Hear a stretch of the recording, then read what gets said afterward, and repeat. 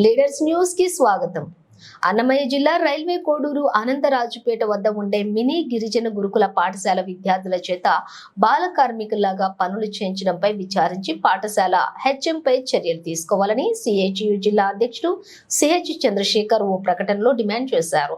మంచి చదువుల కోసం గిరిజన పిల్లలను చదువుల కోసం పంపిస్తే అక్కడ పాఠశాల మేనేజ్మెంట్ పిల్లల చేత బాల వంటలు చేయించడం, బోకులు కడిగించడం, బోనులు కడిగించడం, కసువు ఊడ్చడం తదితర పనులన్నింటినీ బాల కార్మికులుగా పని చేయిస్తున్నారని ఆరోపించారు. ఈ విషయాలు సోషల్ మీడియాలోనూ పత్రికలలోనూ కూడా వార్తలు వస్తున్నప్పటికీ జిల్లా ఉన్నతాధికారులు పట్టించుకోకపోవడం అన్యాయం, దుర్మార్గమని విమర్శించారు.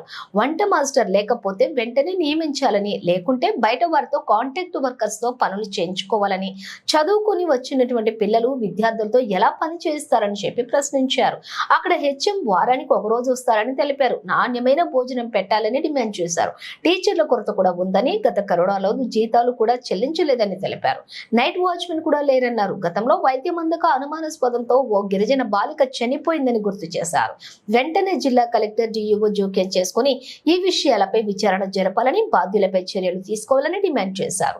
లేకుంటే విద్యార్థి సంఘాలతో కలిసి ఆందోళన చేయాల్సి వస్తుందని హెచ్చరించారు. సిఐటియు మండల కమిటీ సహాయ కార్యదర్శి నగరపాటి ఆనంద్ పాల్గొన్నారు ఈ కార్యక్రమంలో.